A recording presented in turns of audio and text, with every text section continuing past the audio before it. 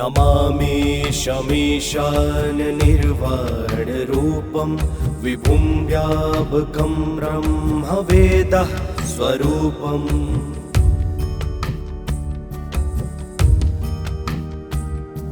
निजं निर्गुणं निर्विकल्पं निरीहं चिदाकाशमाकाशवासं भजेऽहम्।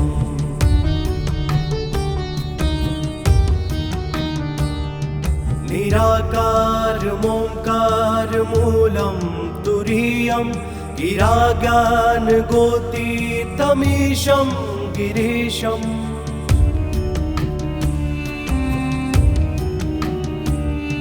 करालं महाकालकालं कृपालं गुणागार संसार पारं नतोऽहम्।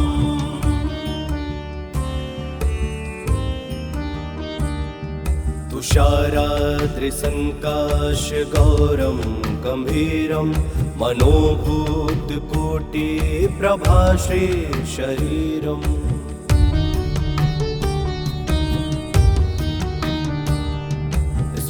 मौलिकल्लोलिनी चारुगङ्गा लसद्भालबालेन्दुकण्ठे भुजङ्गा।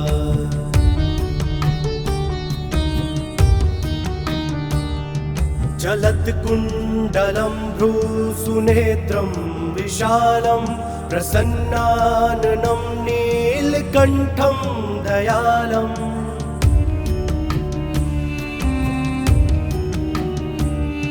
मृगाधीशचर्माम्बरं मुण्डमालं प्रियं शङ्करं सार्वनाथं भजामि।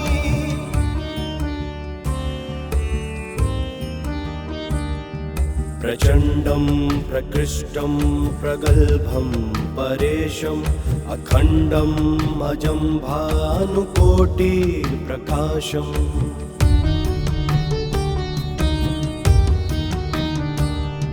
त्रयः शूलनिर्मूलनं शूलपाणिं भजेऽहं भवानीपतिं भावगम्यम्।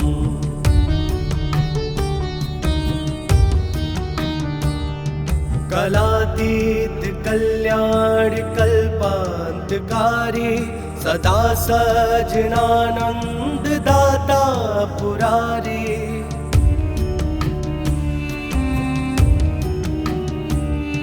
चिदानन्द सन्दोह मोहापहारी प्रसीता प्रसीता प्रभो मां थारी।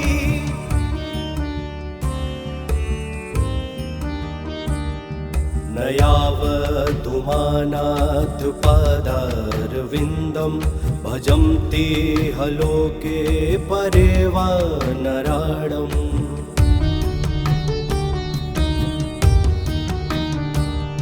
न तावत् सुखं शान्ति सन्तापनाशं प्रसीद प्रभो सर्वभूताधिवासम्।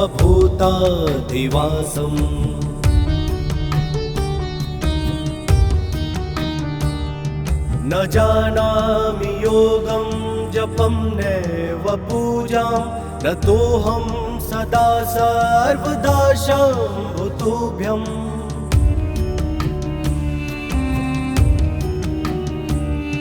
जराजन्म दुःखोगताताप्यमानं प्रभो पाहि आपन्नमामीश शम्भो।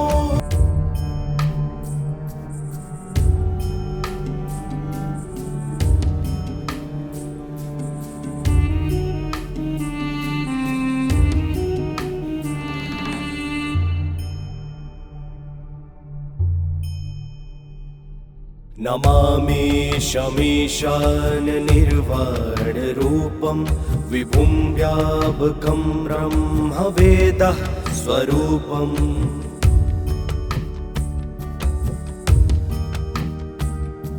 निजं निर्गुणं निर्विकल्पं निरीहं चिदाकाशमाकाशवासं भजेऽहम्।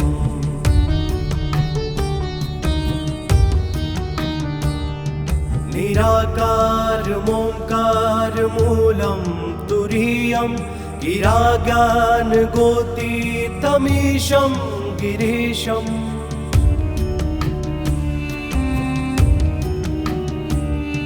करालं महाकालकालं कृपालं गुणागार संसार पारं नतोऽहम्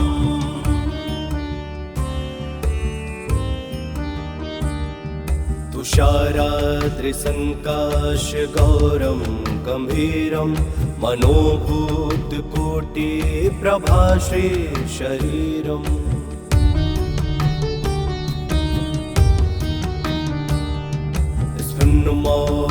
मौलिकल्लोलिनी चारुगङ्गा लसद्भालबालेन्दुकण्ठे भुजङ्गा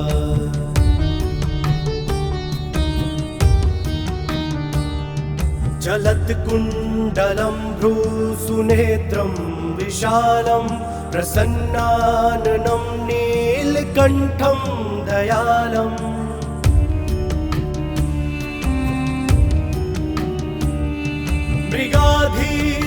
मृगाधीशचर्माम्बरं मुण्डमालं प्रियं शङ्करं सार्वनाथं भजामि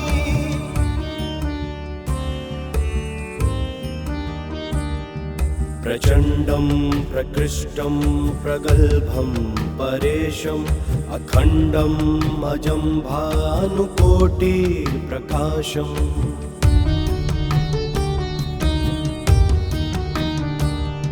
त्रयः शूलनिर्मूलनं शूलपाणिं भजेऽहं भवानीपतिं भावगम्यम्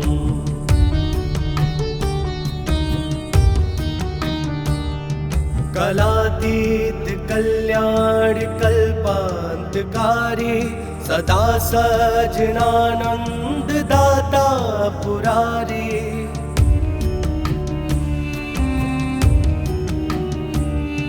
चिदानन्द सन्दोहमोहापहारी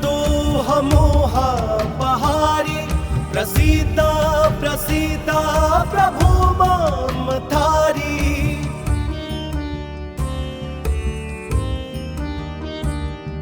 न यावदुमानाथपादारविन्दं भजन्ति हलोके परे वा नराणम्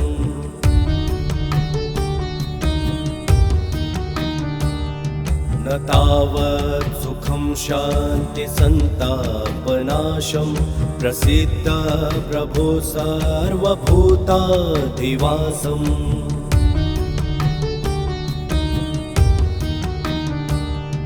न जानामि योगं जपं नैव पूजां नतोऽहं सदा सर्वदा शम्भुतुभ्यम्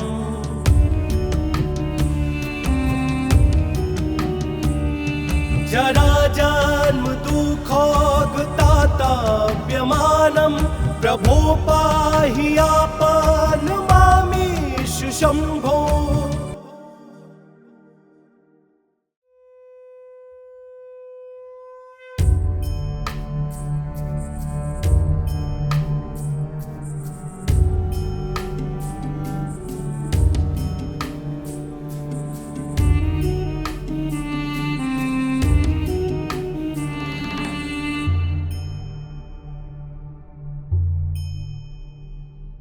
नमामि शमीशान निर्वाणरूपं विभुं व्यापकं ब्रह्मवेदः स्वरूपम्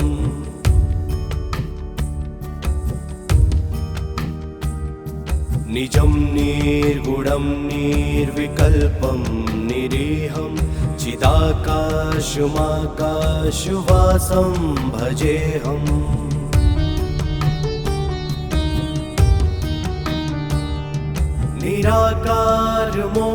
निराकारमोङ्कारमूलं तुरीयं गिराज्ञानगोतीतमीशं गिरीशम्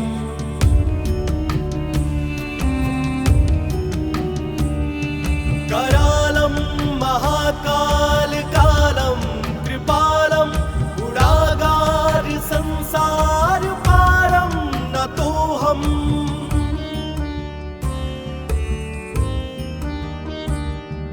तुषाराद्रिसङ्काशगौरं गम्भीरं मनोभूतकोटिप्रभाश्री शरीरम्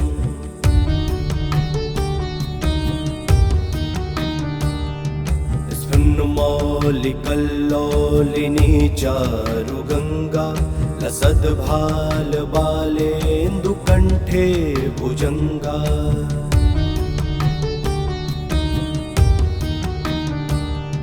चलत्कुण्डलं भ्रूसुनेत्रं विशालं प्रसन्नाननं नीलकण्ठं दयालम्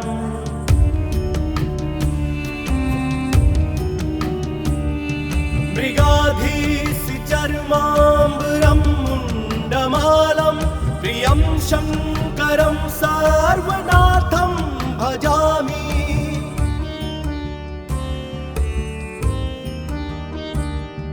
प्रचण्डं प्रकृष्टं प्रगल्भं परेशम् अखण्डम् अजं भानुकोटिप्रकाशम्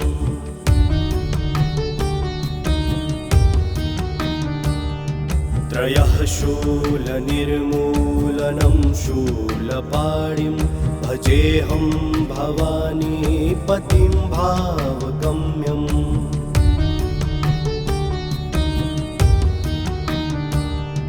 कलातीत कल्याणकल्पान्तकारी सदा सज्जनानन्ददाता पुरारी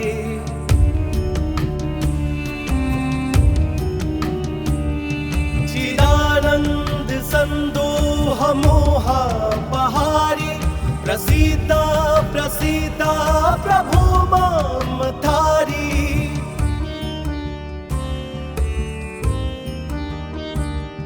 न यावदुमानाथपादारविन्दं भजं ते हलोके परे वा नराणम्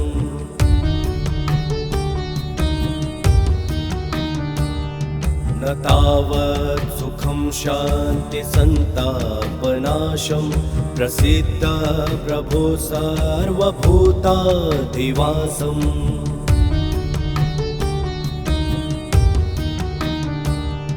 न जानामि योगं जपं नैव पूजां नतोऽहं सदा सर्वदा शम्भुतुभ्यम्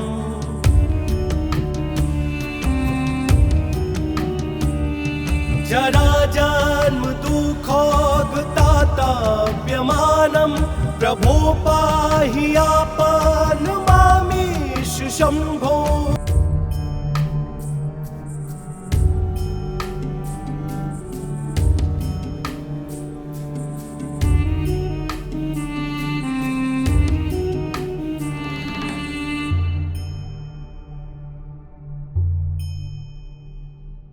नमामि शमीशाननिर्वाणरूपं विभुं व्यापकं ब्रह्मवेदः स्वरूपम्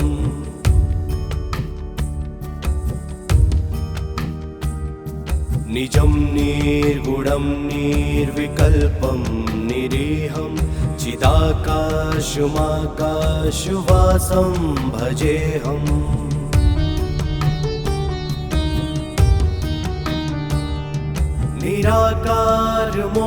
निराकारमोङ्कारमूलं तुरीयं गिराज्ञानगोतीतमीशं गिरीशम्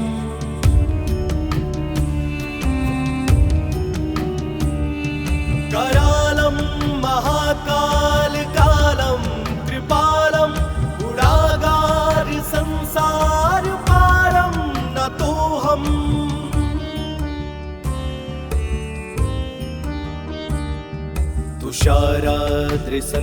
तुषाराद्रिसङ्काशगौरं गम्भीरं मनोभूतकोटिप्रभाश्री शरीरम्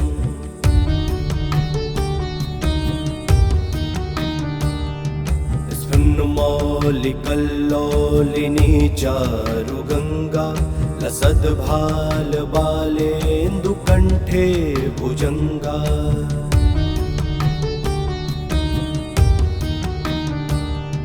चलत्कुण्डलं भ्रूसुनेत्रं विशालं प्रसन्नाननं नीलकण्ठं दयालम्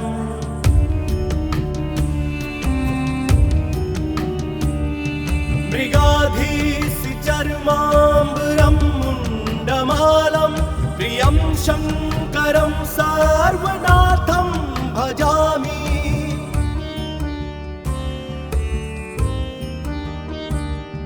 प्रचण्डं प्रकृष्टं प्रगल्भं परेशम् अखण्डम् अजं भानुकोटिप्रकाशम्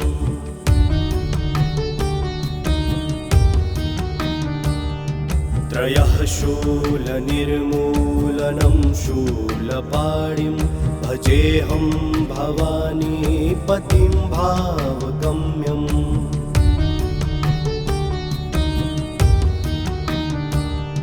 कलातीत कल्याणकल्पान्तकारी सदा सज्जनानन्ददाता पुरारी।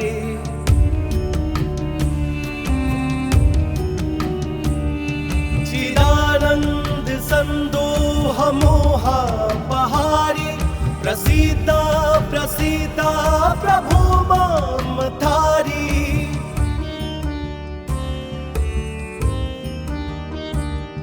न यावदुमानाथपादारविन्दं भजं ते हलोके परे वा नराणम्।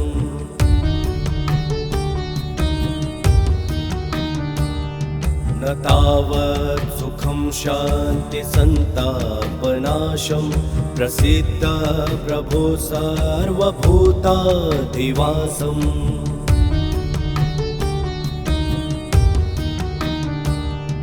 न जानामि योगं जपं नैव पूजां न तोऽहं सदा सर्वदा शम्भुतुभ्यम्।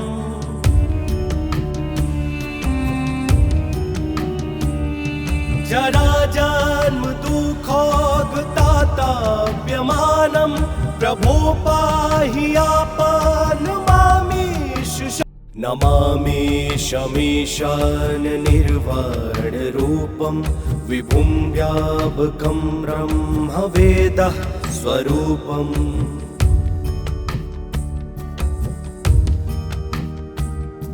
निजं निर्गुणं निर्विकल्पं निरीहं चिदाकाशमाकाशवासं भजेऽहम्।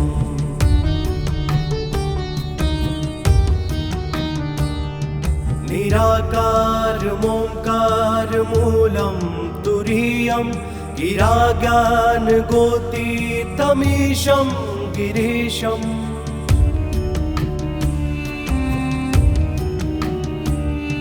करालं महाकालकालं कृपालं गुणागार संसारपारं नतोऽहम्।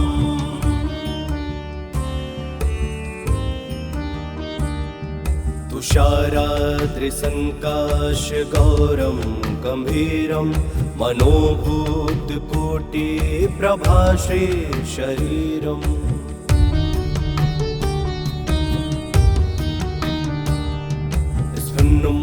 मौलिकल्लोलिनी चारुगङ्गा लसद्भालबालेन्दुकण्ठे भुजङ्गा।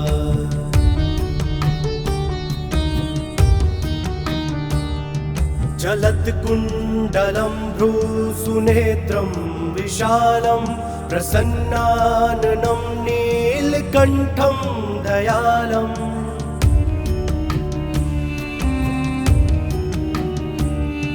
मृगाधीशचर्माम्बरं मुण्डमालं प्रियं शङ्करं सार्वनाथं भजामि।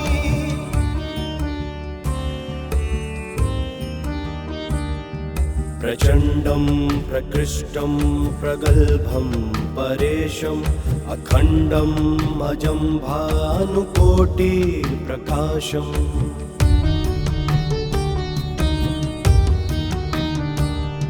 त्रयः शूलनिर्मूल निर्मूलनं शूलपाणिं भजेऽहं भवानी पतिं भावगम्यम्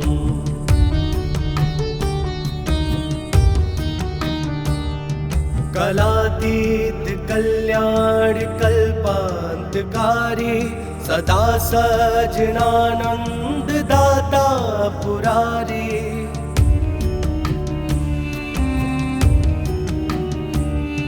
चिदानंद संदोह मोहा पहारी प्रसीदा प्रसीदा प्रभु माम थारी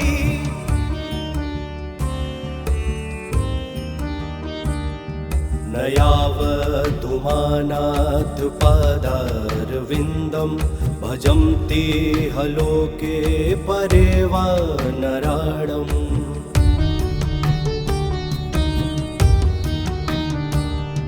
न तावत् सुखं शान्ति सन्तापनाशं प्रसिद्ध प्रभो सर्वभूताधिवासम्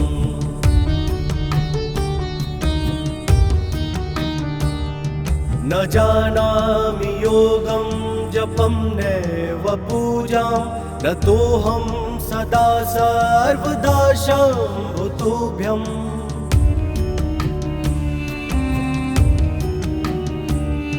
जरा जन्म दुःखोगताताप्यमानं प्रभो पाहि आपन्नमामीश शम्भो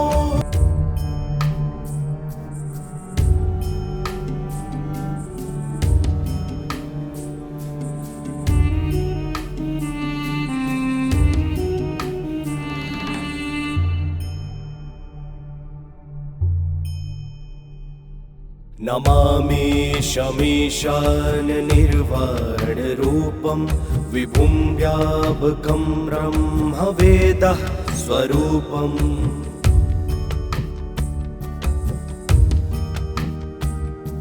निजं निर्गुणं निर्विकल्पं निरीहं चिदाकाशमाकाशवासं भजेऽहम्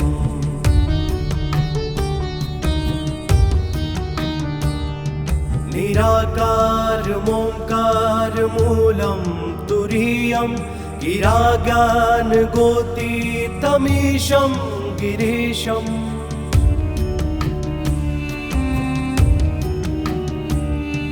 करालं महाकालकालं कृपालं गुणागार संसारपारं नतोऽहम्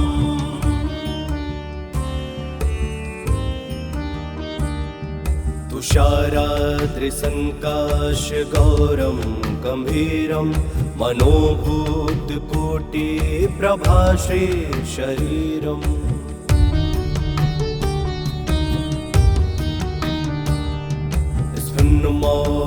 स्फुन्नमौलिकल्लोलिनी चारुगङ्गा लसद्भालबालेन्दुकण्ठे भुजङ्गा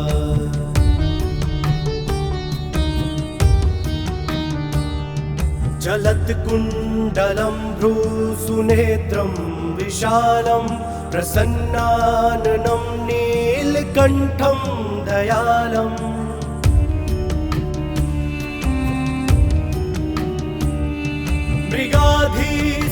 मृगाधीशचर्माम्बरं मुण्डमालं प्रियं शङ्करं सार्वनाथं भजामि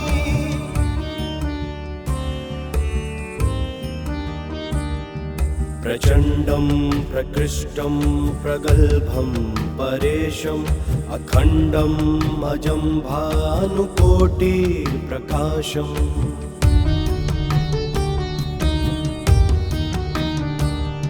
त्रयः शूलनिर्मूलनं शूलपाणिं भजेऽहं भवानी पतिं भावगम्यम्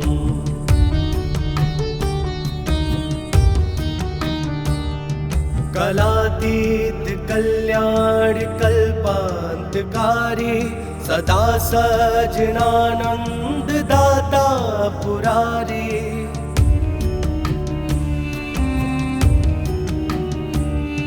चिदानंद संदोह मोहापहारी प्रसीद प्रसीद प्रभो ममतारी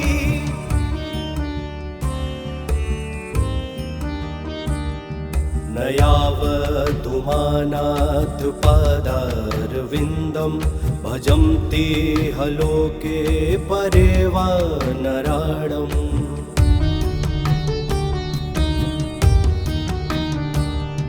न तावत् सुखं शान्ति सन्तापनाशं प्रसीद प्रभो सर्वभूताधिवासम्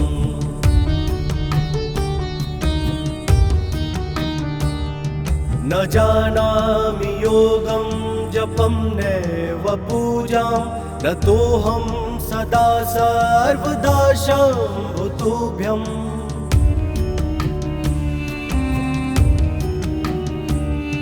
जरा जन्म दुःखोगताताप्यमानं प्रभो पाहि आपन्नमामीश शम्भो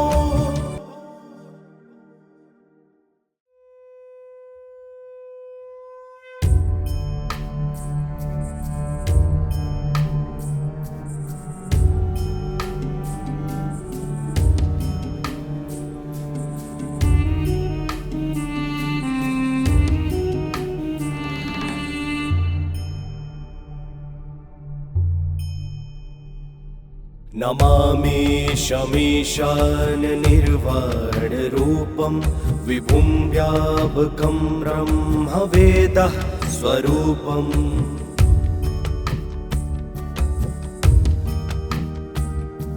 निजं निर्गुणं निर्विकल्पं निरीहं चिदाकाशमाकाशवासं भजेऽहम्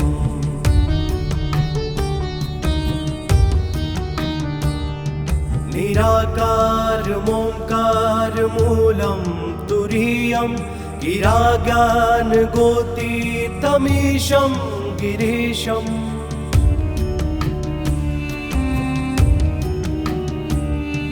करालं महाकालकालं कृपालं गुणागार संसार पारं नतोऽहम्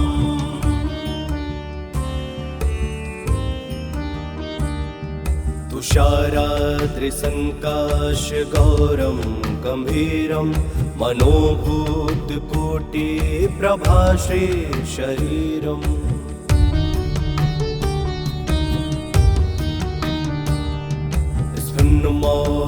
स्फुन्नमौलिकल्लोलिनी चारुगङ्गा लसद्भालबालेन्दुकण्ठे भुजङ्गा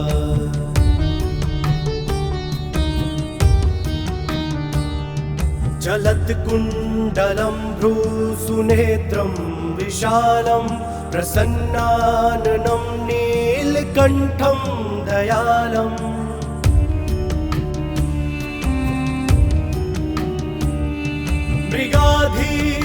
मृगाधीशचर्माम्बरं मुण्डमालं प्रियं शङ्करं सर्वनाथं भजामि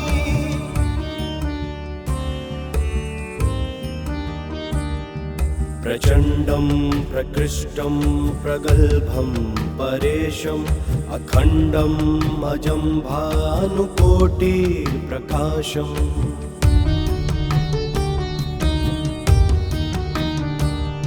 त्रयः शूलनिर्मूलनं शूलपाणिं भजेऽहं भवानीपतिं भावगम्यम्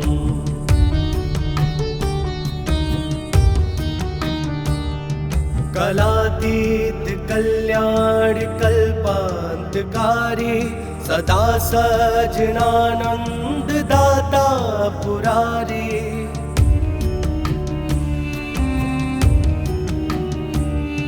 चिदानंद संदोह मोहापहारी प्रसीद प्रसीद प्रभो ममतारी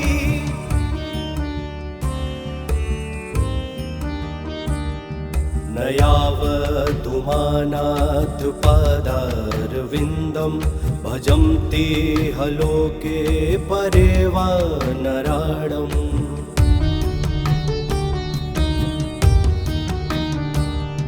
न तावत् सुखं शान्ति सन्तापनाशं प्रसीद प्रभो सर्वभूताधिवासम्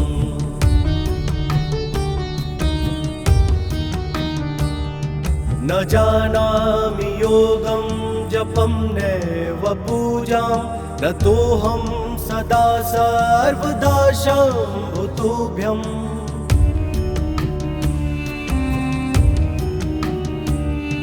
जरा जन्म दुःखोगताताप्यमानं प्रभो पाहि आपन्नमामीश शम्भो।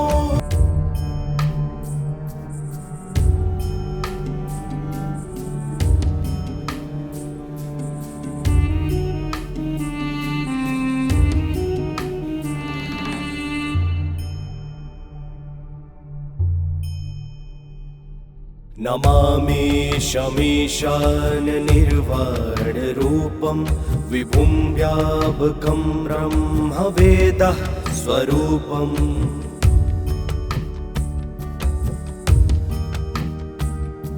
निजं निर्गुणं निर्विकल्पं निरीहं चिदाकाशमाकाशवासं भजेऽहम्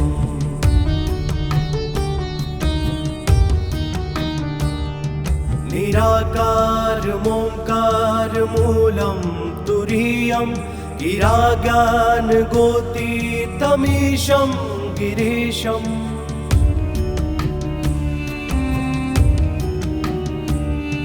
करालं महाकालकालं कृपालं गुणागार संसार पारं नतोऽहम्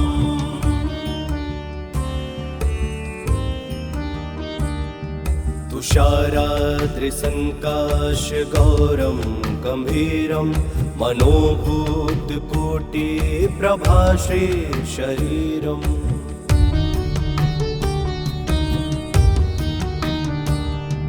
स्फुन्नमौलिकल्लोलिनी चारुगङ्गा लसद्भालबालेन्दुकण्ठे भुजङ्गा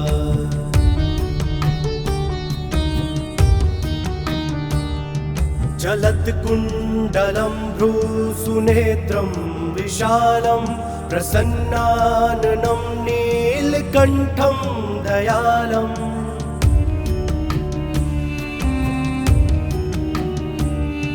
मृगाधीशचर्माम्बरं मुण्डमालं प्रियं शङ्करं सर्वनाथं भजामि।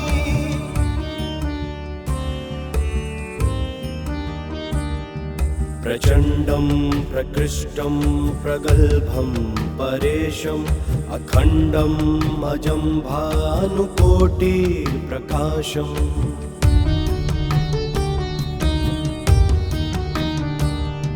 त्रयः शूलनिर्मूलनं शूलपाणिं भजेऽहं भवानीपतिं भावगम्यम्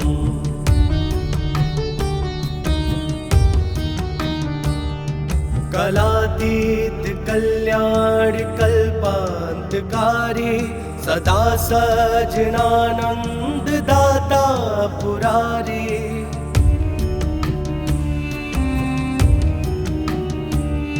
चिदानन्द सन्दोहमोहापहारी प्रसीद प्रसीद प्रभो मां थारी।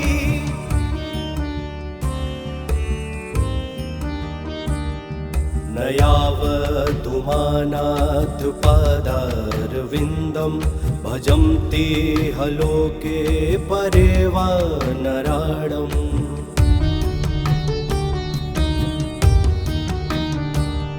न तावत् सुखं शान्ति सन्तापनाशं प्रसीद प्रभो सर्वभूताधिवासम्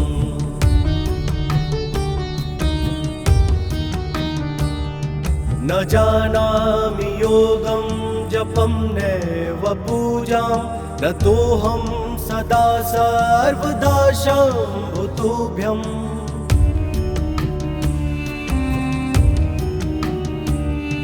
जरा मुह्यमानं प्रभो पाहि आपन्मामीश शम्भो।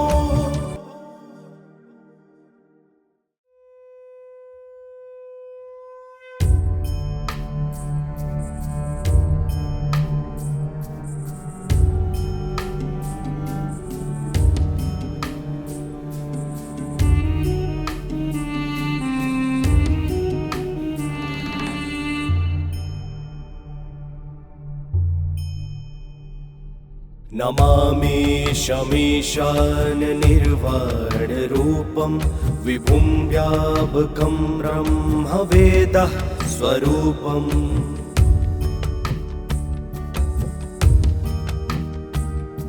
निजं निर्गुणं निर्विकल्पं निरीहं चिदाकाशमाकाशवासं भजेऽहम्।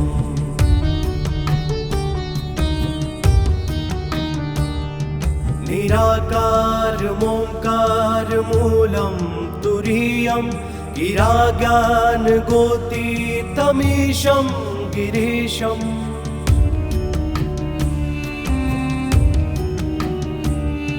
करालं महाकालकालं कृपालं गुणागार संसारपारं नतोऽहम्।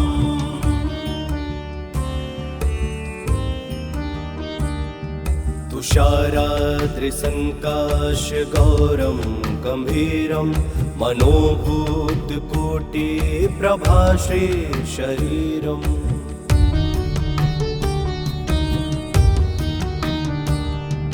स्फुन्मौलिकल्लोलिनी चारुगङ्गा लसद्भालबालेन्दुकण्ठे भुजङ्गा।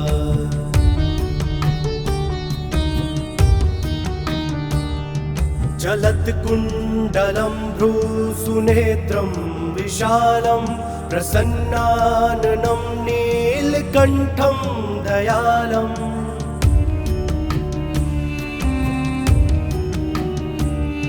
मृगाधीशचर्माम्बरं मुण्डमालं प्रियं शङ्करं सार्वनाथं भजामि।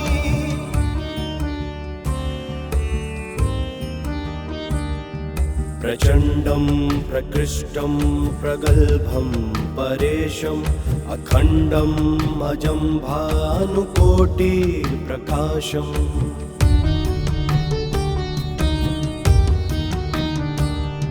त्रयः शूलनिर्मूलनं शूलपाणिं भजेऽहं भवानीपतिं भावगम्यम्।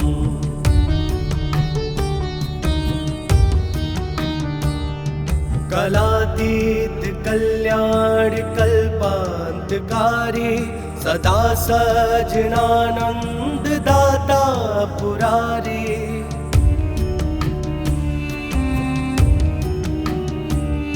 चिदानंद संदोह मोहा पहारी प्रसीता प्रसीता प्रभु माम थारी।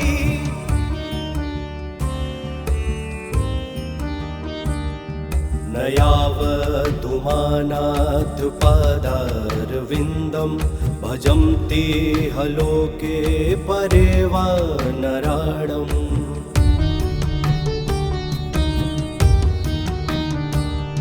न तावत् सुखं शान्तिसन्तापनाशं प्रसीद प्रभो सर्वभूताधिवासम्।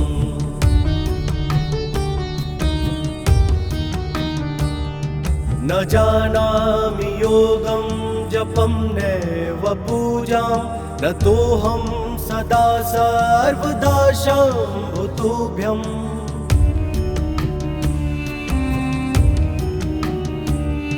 जराजन्म दुःखोगताताप्यमानं प्रभो पाहि आपन्मामीश शम्भो।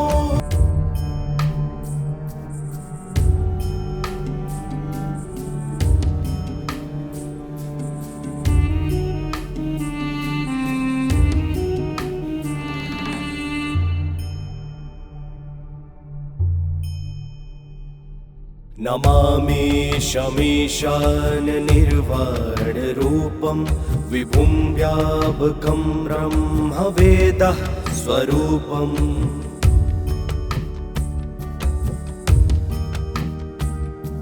निजं निर्गुणं निर्विकल्पं निरीहं चिदाकाशमाकाशवासं भजेऽहम्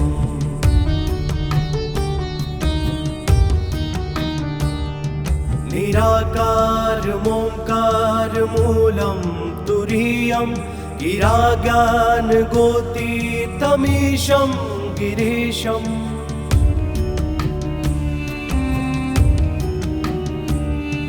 करालं महाकालकालं कृपालं गुणागार संसार पारं नतोऽहम्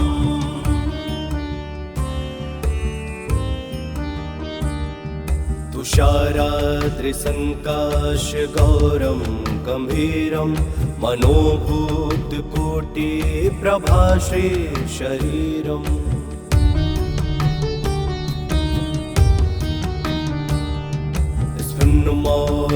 मौलिकल्लोलिनी चारुगङ्गा लसद्भालबालेन्दुकण्ठे भुजङ्गा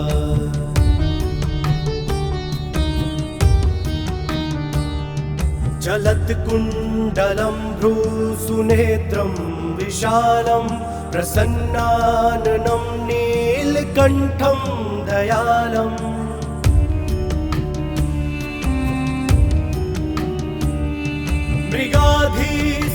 मृगाधीशचर्माम्बरं मुण्डमालं प्रियं शङ्करं सार्वनाथं भजामि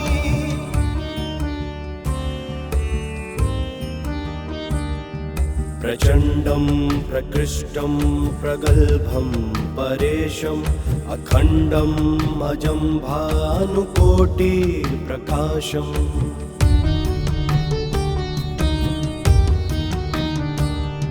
त्रयः शूलनिर्मूलनं शूलपाणिं भजेऽहं भवानीपतिं भावगम्यम्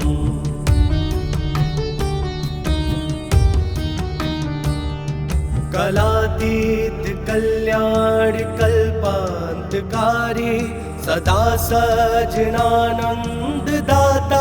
पुरारी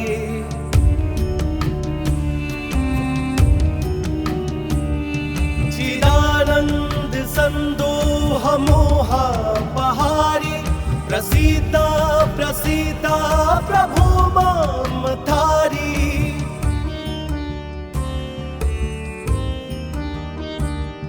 न यावदुमानाथपादारविन्दं भजन्ति हलोके परे वा नराणम्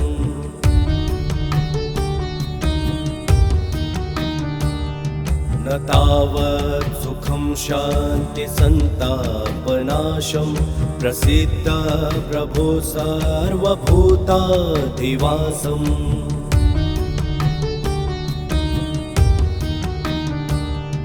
न जानामि योगं जपं नैव पूजां नतोऽहं सदा सर्वदा शम्भुतुभ्यम्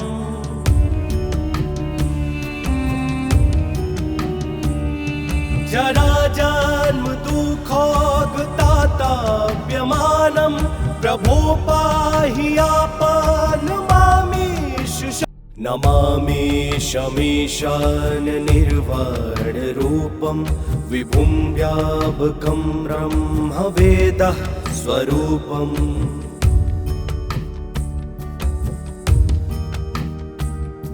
निजं निर्गुणं निर्विकल्पं निरीहं चिदाकाशमाकाशवासं भजेऽहम्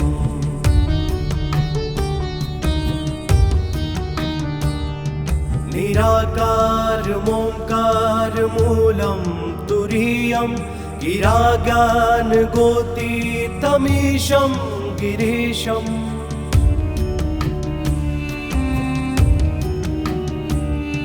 करालं महाकालकालं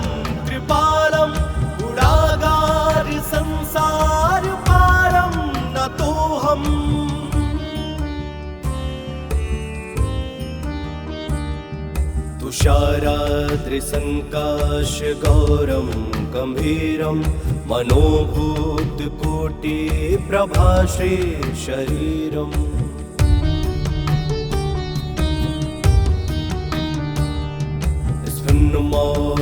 स्फुन्मौलिकल्लोलिनी चारुगङ्गा लसद्भालबालेन्दुकण्ठे भुजङ्गा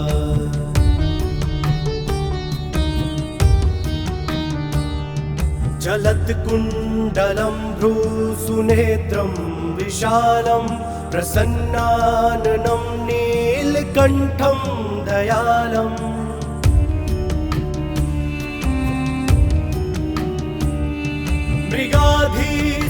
मृगाधीशचर्माम्बरं मुण्डमालं प्रियं शङ्करं सार्वनाथं भजामि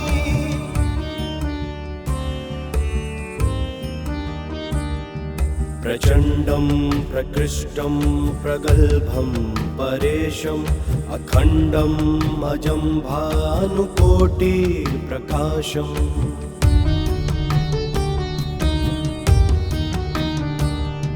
त्रयः शूलनिर्मूलनं शूलपाणिं भजेऽहं भवानीपतिं भावगम्यम्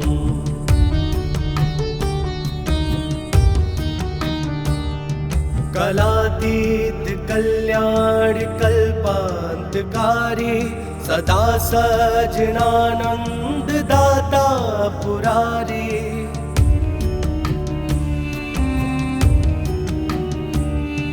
चिदानन्द सन्दोह मोहापहारी प्रसीदा प्रसीदा प्रभो मामधारी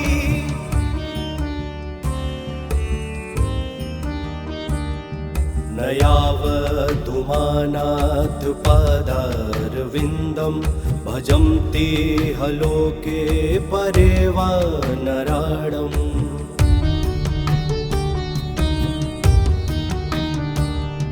न तावत् सुखं शान्तिसन्तापनाशं प्रसीद प्रभो सर्वभूताधिवासम्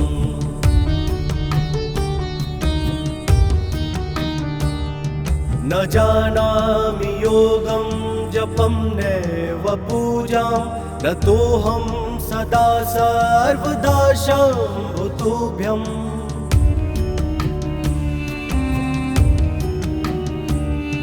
जराजन्म दुःखोगताताप्यमानं प्रभो पाहि आपन्नमामीश शम्भो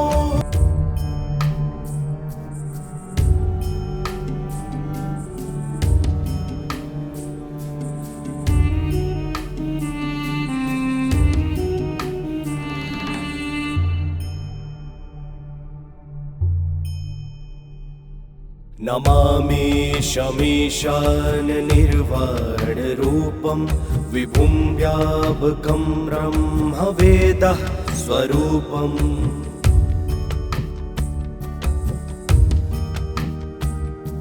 निजं निर्गुणं निर्विकल्पं निरीहं चिदाकाशमाकाशवासं भजेऽहम्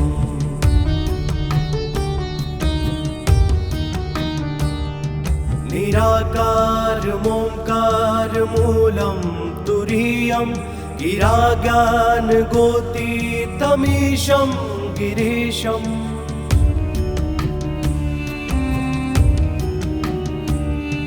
करालं महाकालकालं कृपालं गुणागार संसारपारं नतोऽहम्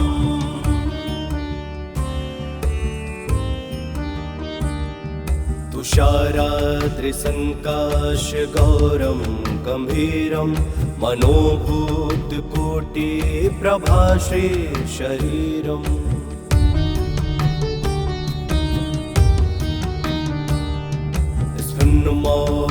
स्फुन्मौलिकल्लोलिनी चारुगङ्गा लसद्भालबालेन्दुकण्ठे भुजङ्गा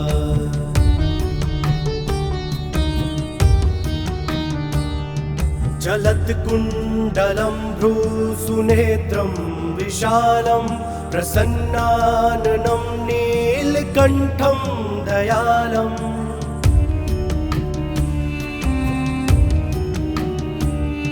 मृगाधीशचर्माम्बरं मुण्डमालं प्रियं शङ्करं सार्वनाथं भजामि।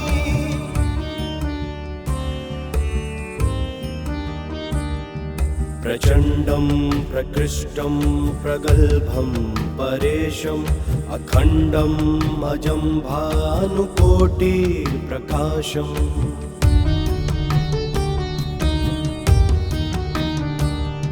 त्रयः शूलनिर्मूलनं शूलपाणिं भजेऽहं भवानीपतिं भावगम्यम्।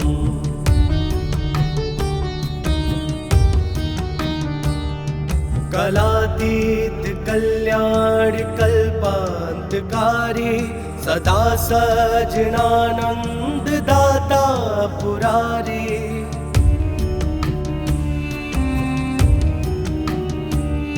चिदानन्द सन्दोह मोहापहारी प्रसीदा प्रसीदा प्रभो मामधारी।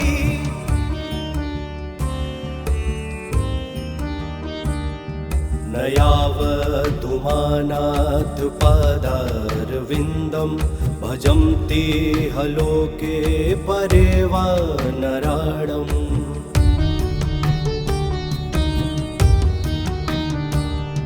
न तावत् सुखं शान्तिसन्तापनाशं प्रसीद प्रभो सर्वभूताधिवासम्।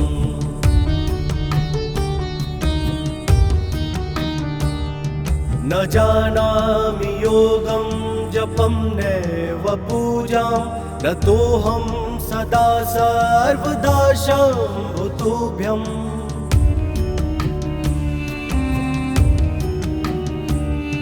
जराजन्म दुःखोगताताप्यमानं प्रभो पाहि आपन्नमामीश शम्भो।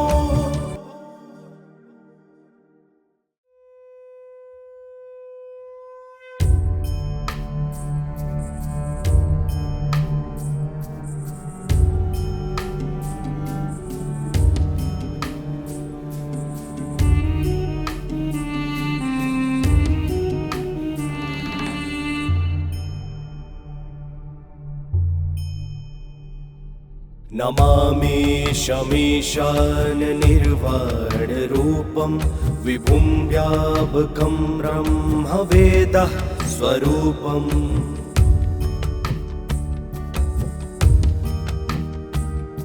निजं निर्गुणं निर्विकल्पं निरीहं चिदाकाशमाकाशवासं भजेऽहम्।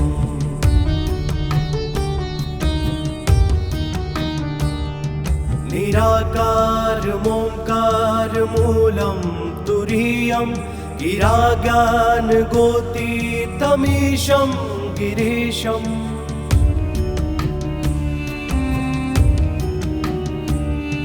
करालं महाकालकालं कृपालं गुणागार संसार पारं नतोऽहम्।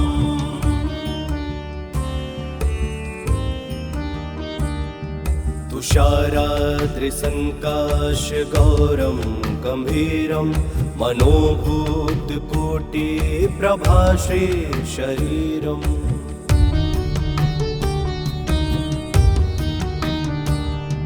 स्फुन्नमौलिकल्लोलिनी चारुगङ्गा लसद्भालबालेन्दुकण्ठे भुजङ्गा।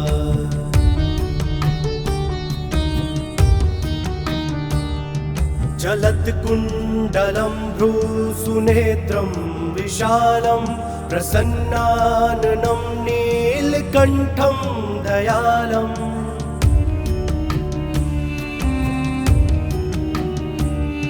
मृगाधीशचर्माम्बरं मुण्डमालं प्रियं शङ्करं सार्वनाथं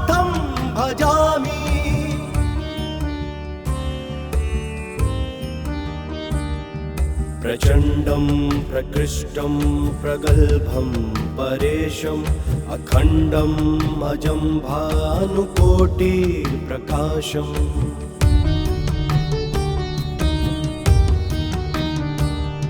त्रयः शूलनिर्मूलनं शूलपाणिं भजेऽहं भवानीपतिं भावगम्यम्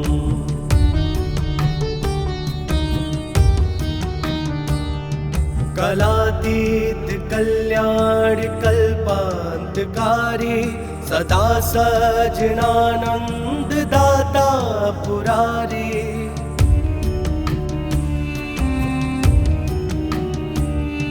चिदानंद संदोह मोहापहारी प्रसीता प्रसीता प्रभु ममतारी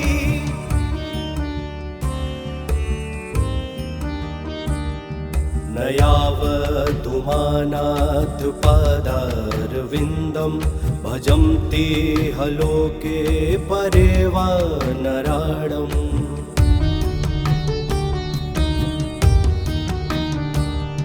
न तावत् सुखं शान्ति सन्तापनाशं प्रसिद्ध प्रभो सर्वभूताधिवासम्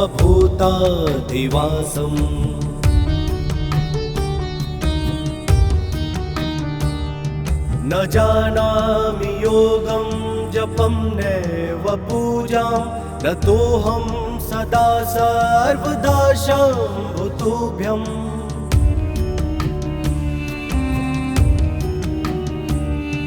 जरा जन्म दुःखोगताताप्यमानं प्रभो पाहि आपन्नमामीश शम्भो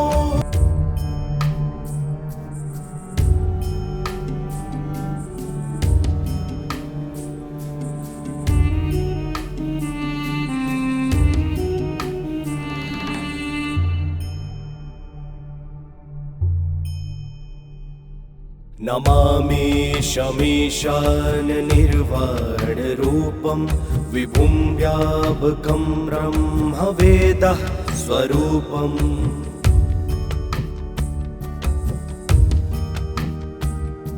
निजं निर्गुणं निर्विकल्पं निरीहं चिदाकाशमाकाशवासं भजेऽहम्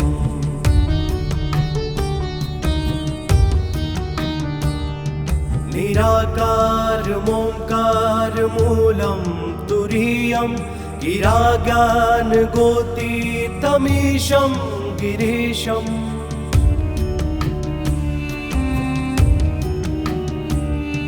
करालं महाकालकालं कृपालं गुणागार संसार पारं नतोऽहम्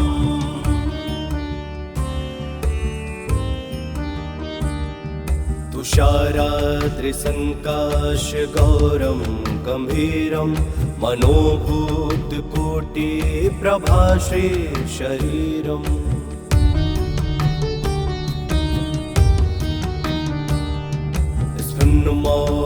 स्फुन्नमौलिकल्लोलिनी चारुगङ्गा लसद्भालबालेन्दुकण्ठे भुजङ्गा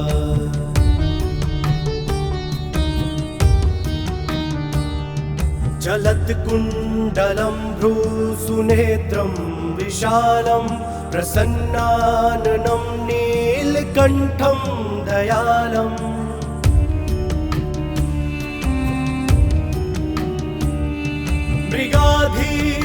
मृगाधीशचर्माम्बरं मुण्डमालं प्रियं शङ्करं सर्वनाथं भजामि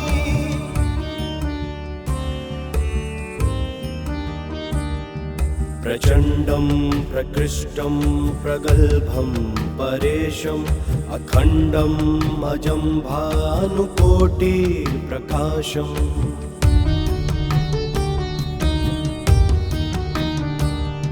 त्रयः शूलनिर्मूलनं शूलपाणिं भजेऽहं भवानीपतिं भावगम्यम्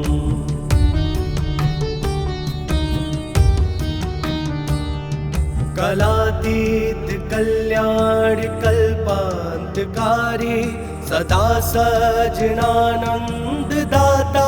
पुरारी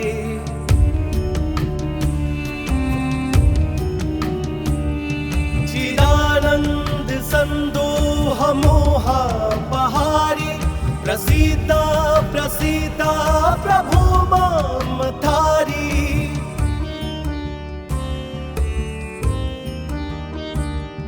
न यावदुमानाथपादारविन्दं भजन्ति ह लोके परे वा नराणम्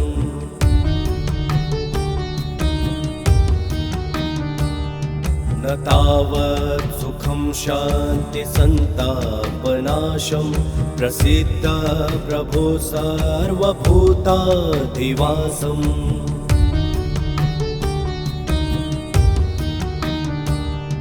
न जानामि योगं जपं नैव पूजां न तोऽहं सदा सर्वदा शम्भुतुभ्यम्